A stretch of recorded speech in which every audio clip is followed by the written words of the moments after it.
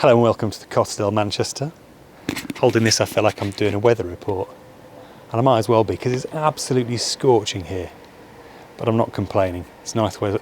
It's nice weather for working outside.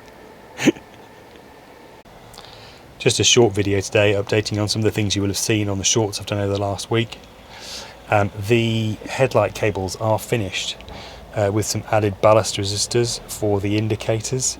They may still flash at ridiculous speed given that only half the indicators are connected, but at least the cores won't be the LEDs up front.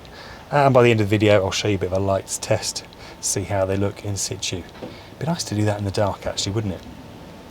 They're just hooked up temporarily over the engine bay because I did have these 3D printed mounts in, but it's so hot. This one's alright because it's on a rather more solid piece of fiberglass, but the ones that are up on the actual bonnet, which is roasting, the hot glue actually melted, so I have to come back and epoxy them when I get the epoxy out again. Down here what you'll see is the revised brake boost assembly. Not totally happy with the pipe routing, and I'm going to need to replace that plate because it's been drilled to hell and reprint various bits, but it works. My DIY Arduino controller, after much revision, is sorted.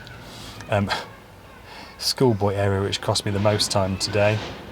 The relay is active low, not active high. It cost me about half an hour that. But it's there and it works, and I think I've got the threshold and hysteresis set fairly well. So like I say, still need to do something with the pipe routing, but it works, as I will show you in a second.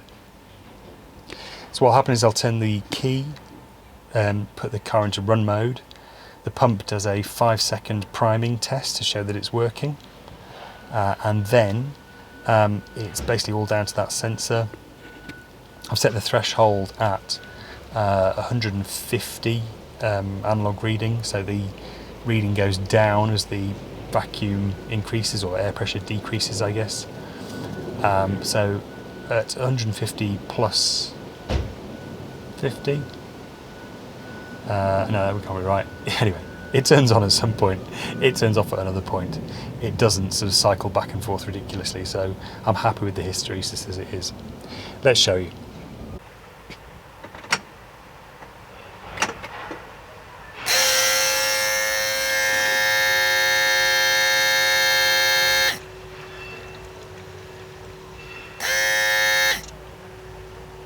Now pump the brakes.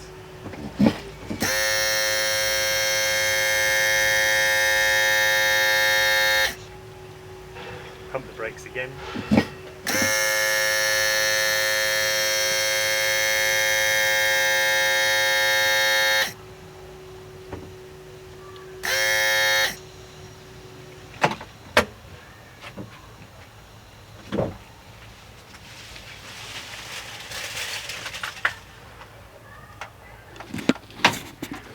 So yeah, pretty happy with that.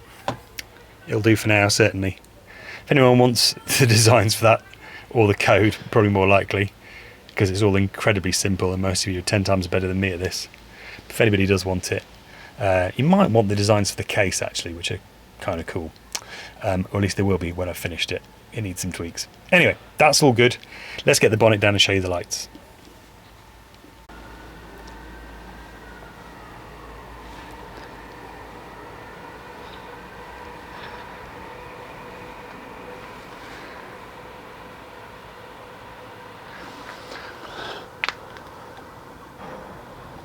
And in case you're wondering, yes, that crack was my knees.